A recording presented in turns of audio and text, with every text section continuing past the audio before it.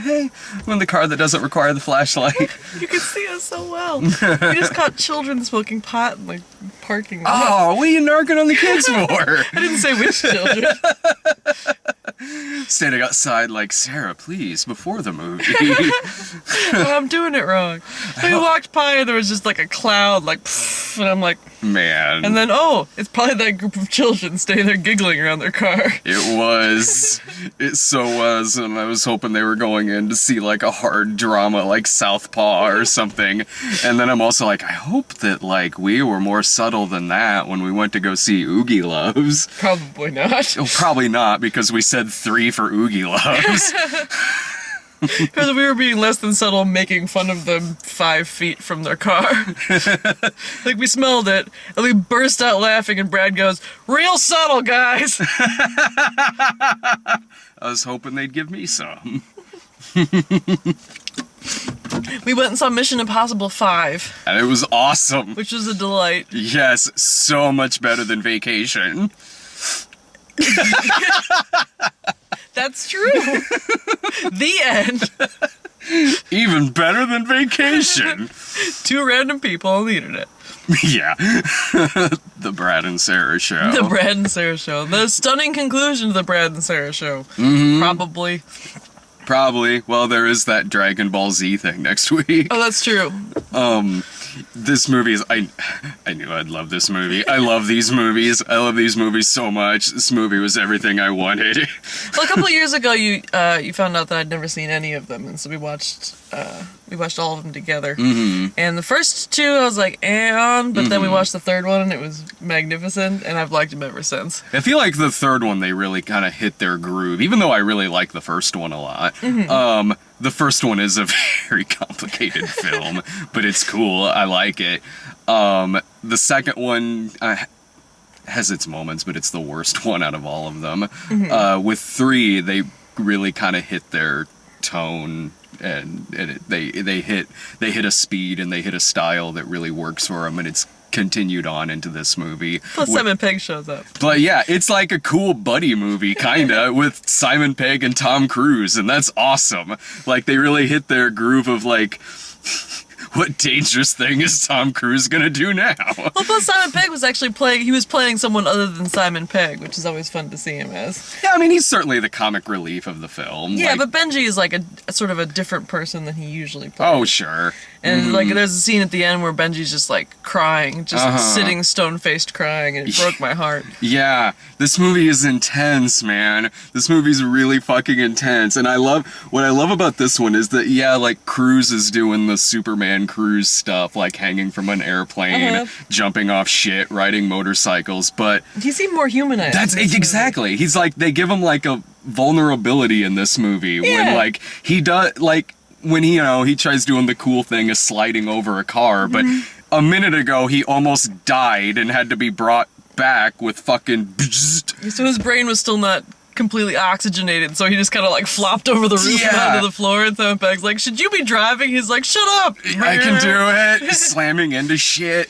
And even when they're going through this plan, which requires Cruise to be submerged underwater for like 3 minutes to switch out these discs, this complicated plan, and Simon Pegg's like, "Oh, he can do it, no problem. That's a walk in the park for Ethan Hunt," and Cruise is just... You just have to hold your breath for 3 minutes. You'll be fine. You'll be fine. You can do this. Even just like little things, like when he's riding the motorcycle, he's got like kind of the lean going, and his knee just kind of grazes the ground. He's like, "Oh, whoa."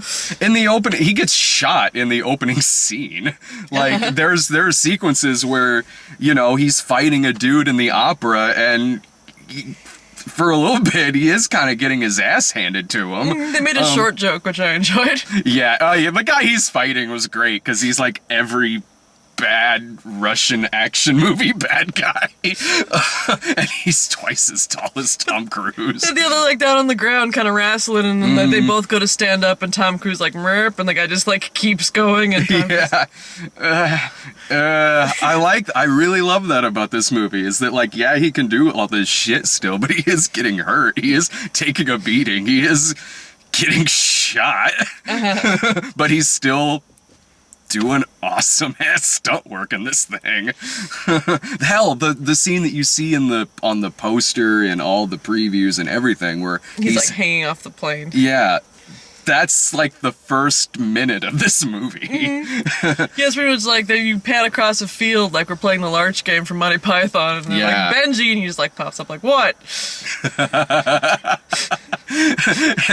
Can you get the door open? Just suddenly Cruz running towards the plane, running on this wing of a plane that could instantly just chop him up. Oh my god. So he's like hanging from the door, and Benji accidentally opens like the back door, and they're like, no, that door, womp womp.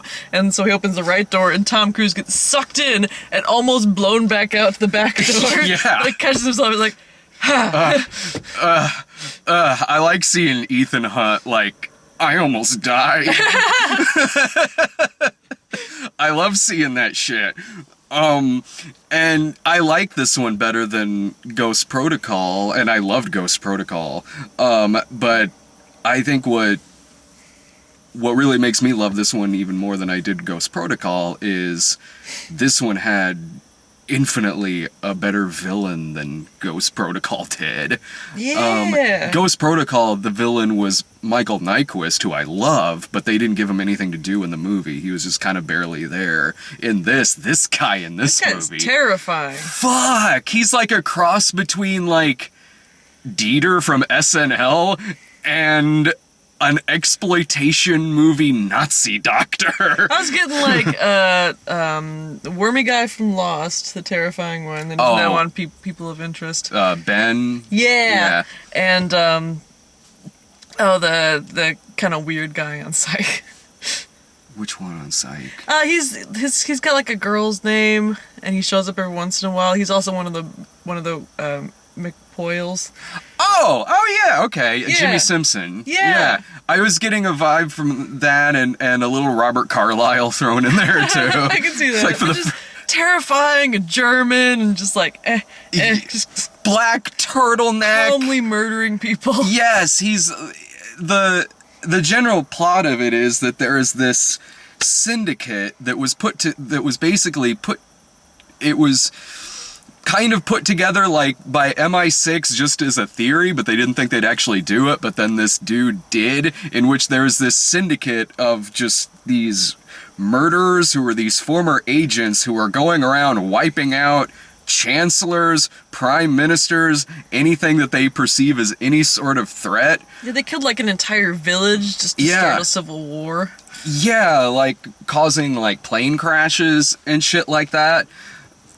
Which, you know, is all an excuse for we need Tom Cruise to jump into this big tank of water for 3 minutes, exchange out these discs. You to murder this adorable little record store clerk. Oh, that poor girl.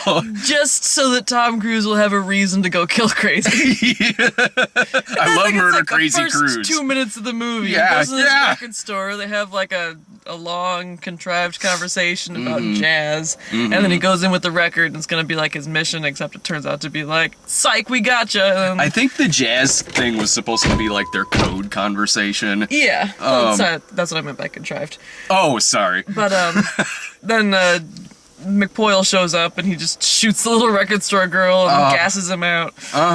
Damn. Holy shit. Yeah, and again, that's like after the opening credit sequence. Like, I'm like, already I'm sold on this villain with that creepy-eyed fucking stare. Jesus fucking Christ. But I loved the girl one in this one. Oh, she's so good. She's very pretty, but above that, she's a really good actress. And like, if I were athletic, even like a little bit, I'd love to like learn how to like climb up on a guy against his will and then just throttle him likewise. Yeah. Like the... It wasn't like Famke Janssen, like just muscling him to the ground. Just like, gonna say. Just like lightly stepped up onto a dude, and then he went down.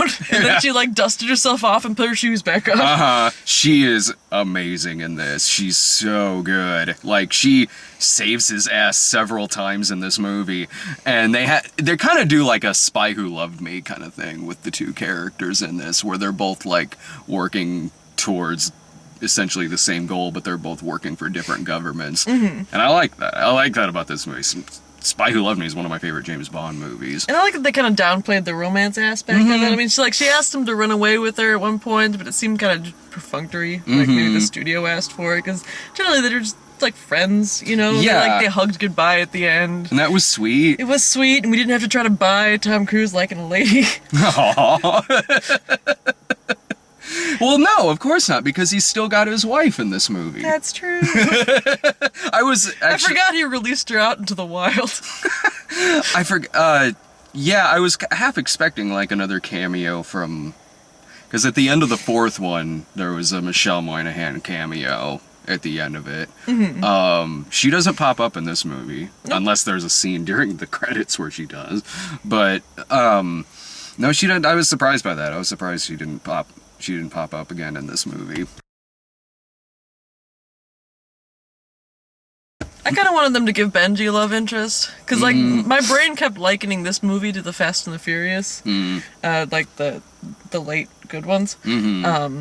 And in Fast and the Furious series, like they kept building up their crew, and then each crew member in each movie would get a different love interest. You know, it wasn't all Vin Diesel and what's her face, Michelle Rodriguez. Yes. And so I feel like maybe they could give Ving Rhames a subplot where he finds some lady friend, and they could give Benji a subplot because he's my favorite. He's great. He's so funny in this movie.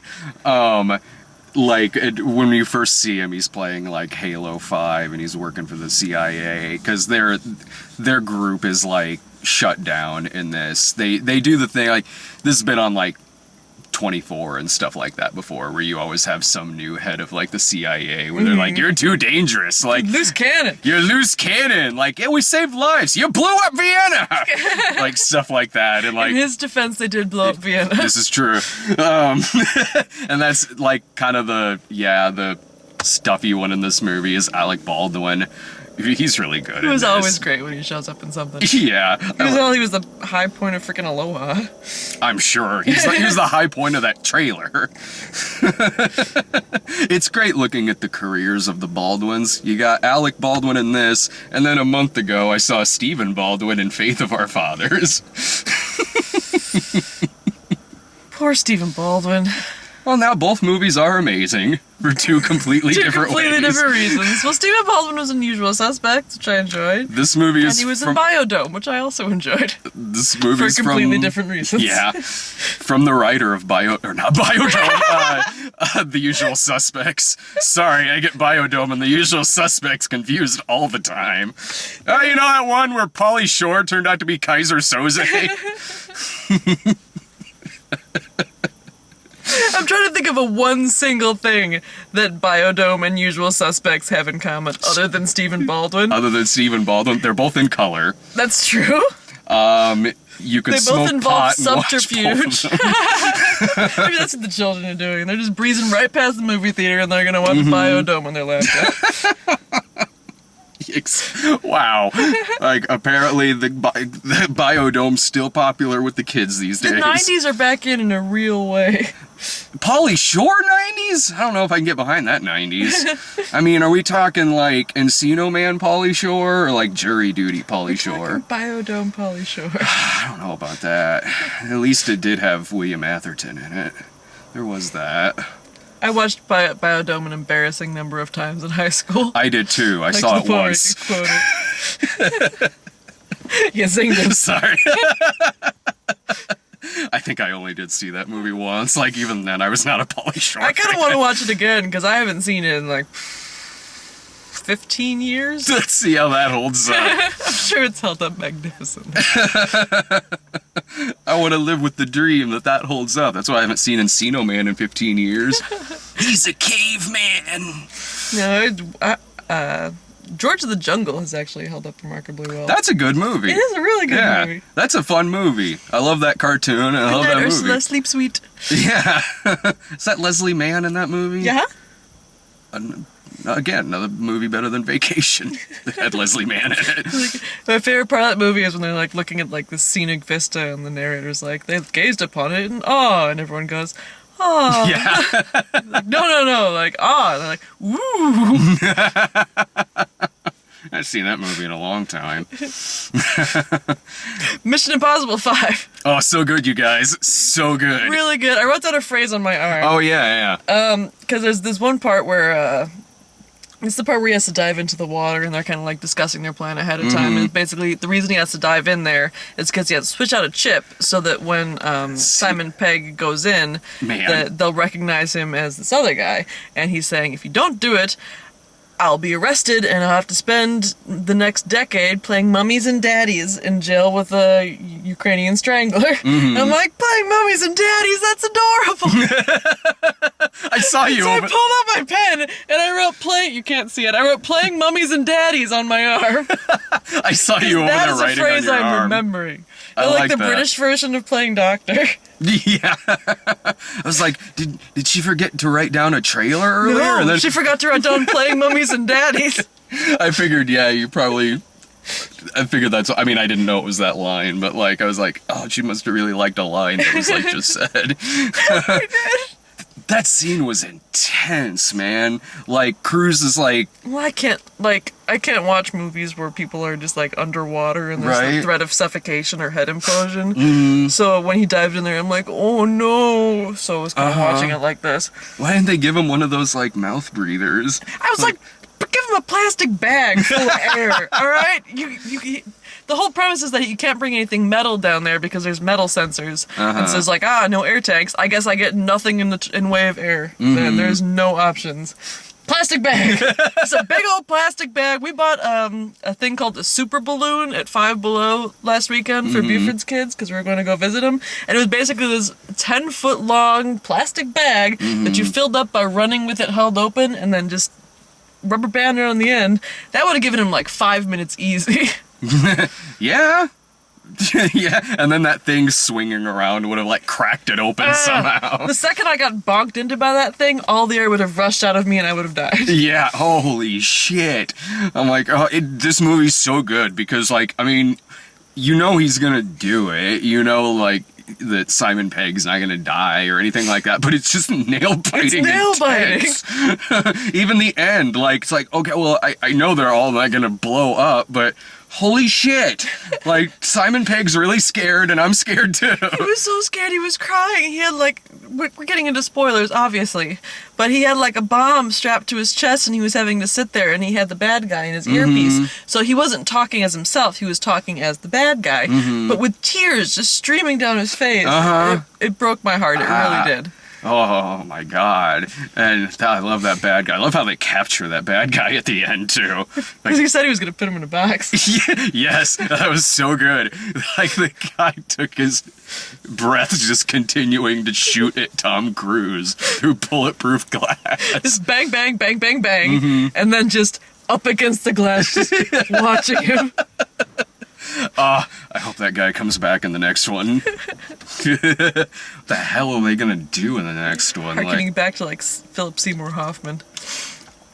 That's what I was worried when, like, because they had Benji captured, and then bad guy says to his henchman, like, prepare him. And I was like, if they sew a bomb into him, I'm gonna be so pissed off. There's an explosive charger in your head.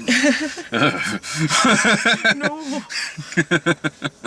That was, like, horrifying in Mission Impossible 3 when that shit blew up in Kerry Russell's head. Fuck.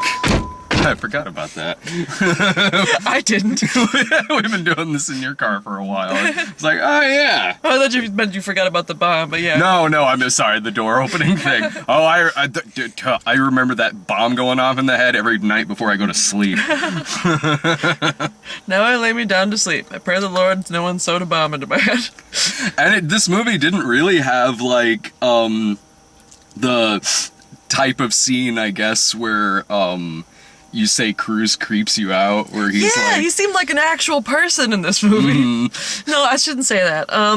The problem I have with Tom Cruise is not when he's, like, hanging off of airplanes or, like, scaling buildings in Mumbai. He sells that shit to a T. It's when, is it in the second one? The one where they're sitting around having... That's the end of the fourth one. It's like all the crew sitting around a table talking like people, and Tom Cruise is sitting there like, ha ha ha ha ha! I am also a human being! I love him so much. It's like, God bless you, boy, you're trying, but that's not what people do in their face. Well, he had a rough week.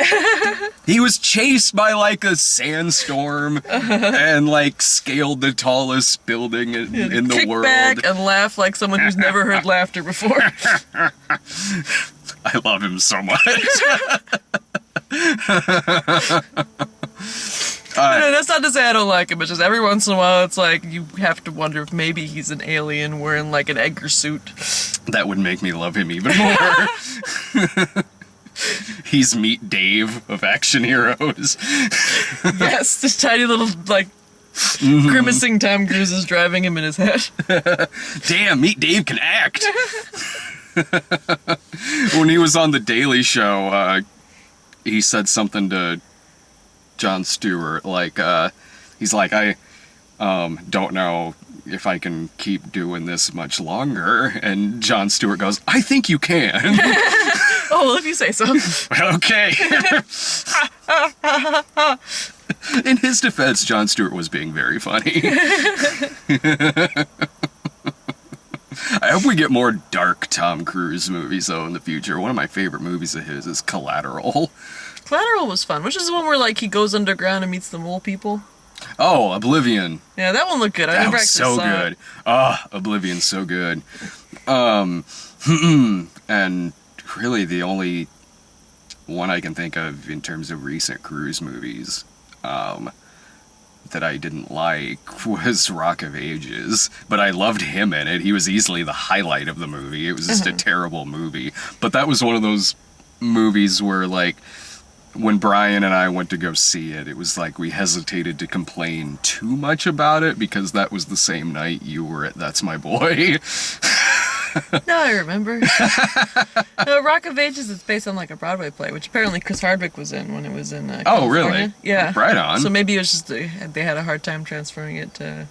From movie. everything I read about the differences between that movie and that production, they take a lot of liberties. It's not as seedy or as dark as that play gets. But I mean, Cruise is having the time of his fucking life in the movie. When he was on screen, it was great, but he's just supporting character in it. He's in it every now and then.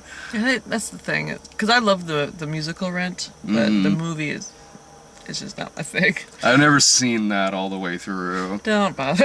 No, well, it's first of all, it has not aged well. But I loved it in high school, and so I still have a soft spot in my heart for it. But they The play or the movie? the play. Okay. But they cleaned it up a lot, and they took out my favorite song, which is basically just all the different characters fucking behind a sheet. Really? Yeah. Nice. It's called Contact, and it's the best. I've never seen the play or any of that. I saw it when it was in Chicago once, and it was great. But I had the soundtrack, and I thought it would be summer camp. I learned all the words. Nice. I've seen a little bit of the movie when I was in New York last year. We tried watching a little bit of it, but we were drunk and decided to watch something else. I think we decided to watch Congo instead. I think you made the right decision. Yeah, that movie doesn't age well, but I believe we did. I believe we did make the right decision. Sign language monkey. All right. I highly fucking recommend this movie. Plus, that part of the problem is that Rent is supposed to be like early 20-somethings, which just makes it kind of charming that they're living hand to mouth and figuring things out, and like the starving artists in New York. But then when you watch 30-somethings do it, it's like, get your shit together. Because in the movie they're... Because they're 10 years older. It's all the same I people gotcha. except for Mimi.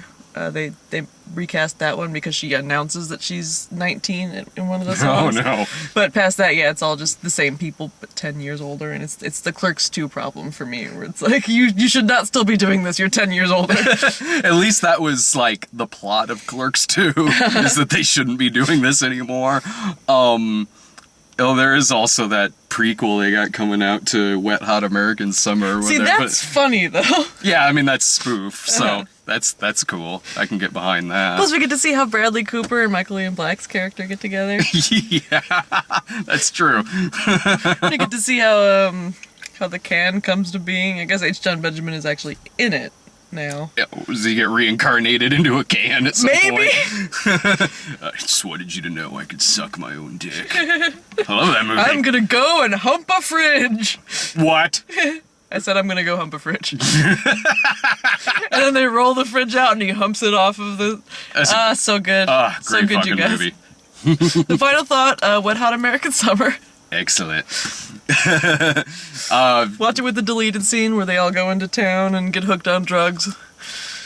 That's in the regular version. Is it? Yeah. Okay, maybe it's not when you watch it on like cable. I think they cut that part out. but- Okay, maybe that was a problem. Because when I watched it on the Netflix, I was like, I've never seen that scene before. Oh yeah, that was always in every cut that I've seen of it, which is good 'cause that's my favorite scene in the movie. My favorite scene in the movie is still when the guy makes the wind go. Oh yeah, yeah. Just for the rockin' soundtrack. If you like, I guess, yeah. Before we get into trailers, if you like the Mission Impossible movies, you'll love this. If you don't, I don't know why you would go see it. Because You might still like it. It's there have a lot of references to the first one in this one, more so than I found in the third one. They brought back out like the masks that make you into another person. well, they do that in the other movies too. I couldn't remember because I know there was one where they like brought out the mask making machine, but then it broke and they had to do something else. In 3, there's a part where he puts on a Philip Seymour Hoffman mask, and I'm pretty sure they do that in part 4 as well. Okay. I'm sure they do the mask thing in 4. I can't remember where, but Well, I stand corrected. They also did a lot of like your mission if you choose to accept it. oh, that's in all of them because that's from the show. Yeah, that's yeah, that one's in all. But they reference the 4th one quite a bit in this. Like it certainly feels like a direct sequel to 4. Just in that, like, not that you need to have seen. It's not like Casino Royale and Quantum of Solace. Like, Yeah, it's like they show what they did to the Kremlin and they Yeah. mention Vienna. yeah, you can not have seen 4 and still not really be confused by this movie. Yeah, I saw 4, but I remember so little of it, but I was still fine. Like, love these movies. Fucking love these movies. Oh, Yeah, I love them too. It's just for me, movies just they fall right out the other side of my brain, which No, is I handy get because I it. can watch them again. It's like it's the first time. I totally get that. I'm like that too. I am. I mean, you were saying to me last night, like, I don't know how you do this every week. I see a lot I'm of so movies sick during of the movies. week. I loved this one, but I'm done watching movies for a couple days. Yeah. I've seen 5 movies this week. 4 for the show, and then I saw Ant-Man on my own Steam, which Yeah. was great. Yeah, I like that, man.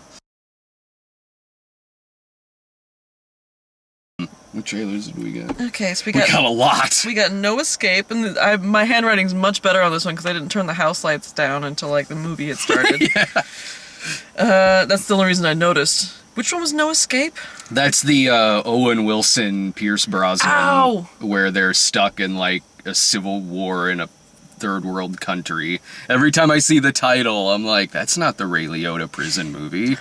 But I that might be fine. Yeah, it's showing him like he has his wife jump across to another building. And anymore, Shane Moss is a comedian. He just put out a new comedy album about how he broke his feet because him and his friend went climbing up a mountain, and then he jumped off of the ledge, broke both of his heels, and then had to climb back down the mountain low crawling.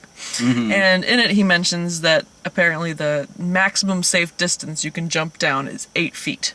So now whenever in a movie they jump way more than 8 feet and land and don't break both their heels, I'm like, I know that's bullshit. Except when Tom Cruise does it. Tom Cruise is jumping from like 20 feet up in this movie, and I notice it every single time. But in this, like, his wife jumps from one building, like, and Yeah. lands in the other building, feet first, she's fine. And so then he's like throwing their children to her. It's like, I'm biting my nails at a preview. Yeah, I hope that movie's good. I like the trailer for it. I want to see action movie Owen Wilson again. And I like seeing Pierce Brosnan and stuff. Bridge of Spies. That's that Tom Hanks one. Yeah, the where he's Spielberg lawyer. movie. That could be good, or it could be like Good Shepherd levels of boring. I don't know. Like it looks like they're touting it as an Oscar contender. So I have no interest in it. If I go see it, I go see it. Crimson Peak, which we've talked about, but I'm still pretty excited about. Mm-hmm. Spectre. This is the first preview I've gotten for this movie that's like that. Same here. It's my first time seeing that trailer too. I mean, it's James Bond, so it could look bad, and I would still be sold. Yeah. But it looks awesome. You get a lot more Christoph Waltz in this movie. So it's James Bond versus Christoph Waltz, which means Bond might die in this movie. And they show brief flashes of Moriarty, and I'm still wondering what part he's playing in it. Moriarty from the Sherlock Holmes TV show. Oh! Because Christoph Waltz is definitely a bad guy, and Moriarty is definitely a bad guy. And they're like the previews making it look more and more like Christoph Waltz is supposed to be Blofeld. Yeah. But I'm still not sure. I hope he is. I love the idea of Christoph Waltz playing Blofeld. I think it'd be an interesting twist if it was the young guy. Anyway, The Revenant, and then I wrote in parentheses, Jesus. Yeah. That movie, it's a porn. half of that movie is just Leonardo DiCaprio panting into a microphone. That if movie the preview looked is any indication. Intense. Yeah, it explained why he's had this like Jack Nicholson-y look going on recently with the grizzled beard and shit. Like, oh, okay, it must be for this movie then. Playing Daniel Boone. Yeah. Or something. I guess, like, it looked well made as fuck. It looked brutal and brown and muddy. Yeah, I want to see that. That trailer was intense. Yeah. Like, in time with the soundtrack, it's pretty creepy. In the Heart of the Sea. Oh, that's that whale thing. I first saw a trailer for that a year ago. They pushed it back, but I don't know if it's a situation where they're pushing it back because it's bad. Because I don't know if, like, maybe effects just weren't ready or whatever they usually say when that happens. But they pushed it back, like, a year so that it would come out in, like, the Oscar contendery months of this particular year. It could be fine. I forgot about that movie because when it first started showing the trailer, I was like, oh yeah, I saw a preview for this like a year or more ago. Huh, okay. It didn't look good to me, but just a bunch of guys on a boat being attacked by a whale. I'll stick with the Barry Bostwick Moby Dick, thank you very much. The one where he's got a robot leg. Oh yeah, it's Moby Dick 2010. Is it an asylum movie? Oh yes. It's in a submarine, and you get to see Barry Bostwick say, "That bastard whale got my leg, but he ain't getting my ass." Just like in the book. I love Barry Bostwick. I gotta watch that man read out of a dictionary. Okay, we got Two-Lander. It's like, the preview is like explaining the Big Bang, and it's doing like a Stephen Hawking voice, and then like explaining how the universe was created, and then zooming down to Earth, and then explaining the miracle that is the human brain, and we're like zooming through a brain along pathways, and then we go past a floating word with the definition, and the word was you googly, and I'm like, it's Zoolander. I do love Zoolander. The preview is a little annoying because they put up like Two-Lander, like the letter 2 and then O and then Lander. He's like, what's a Two-Lander? And the narrator's like, it's a pun, it's like he's like, I don't spell my name with a 2. And it's like, all right, Zoolander II. It's like, what is Zoolander II? That's Roman numerals. I'm not Italian. Right on.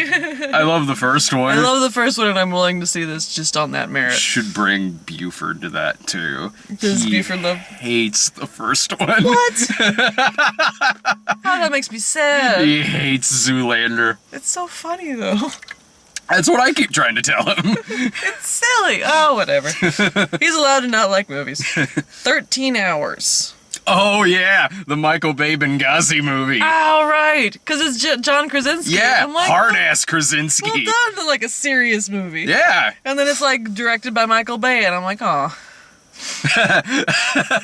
It said directed by Michael Bay, and I was like, ooh. Michael Bay, Benghazi. Okay. Go together like mayonnaise and watermelon. Go together like, yeah, well, I was gonna say last time I saw True Story, Michael Bay, it was Pearl Harbor, but that's not true. Transformers. No, Pain and Gain. Oh, see, I liked Pain and Gain. I love Pain and Gain. It's a fucking masterpiece. I watched it for Krasinski with his big old Macho Man beard. Yeah, I want to see action movie Krasinski. Fuck yeah. It's coming out in January, so you know it's gonna be good. Yeah.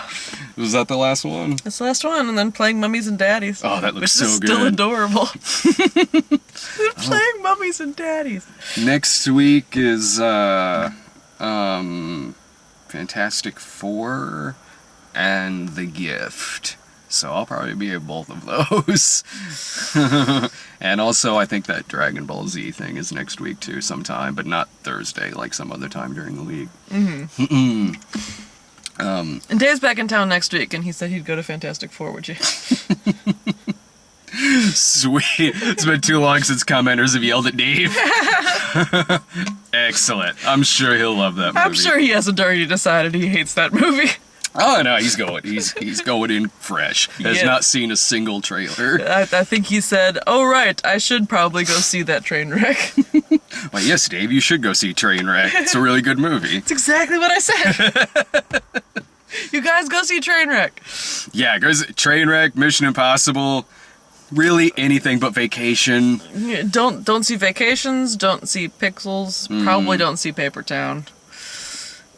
I mean, see Paper Towns before Pixels and Vacation. Yeah. Watch Mission Impossible 5. Watch Trainwreck, and watch Wet Hot American Summer. Yes, exactly. Later.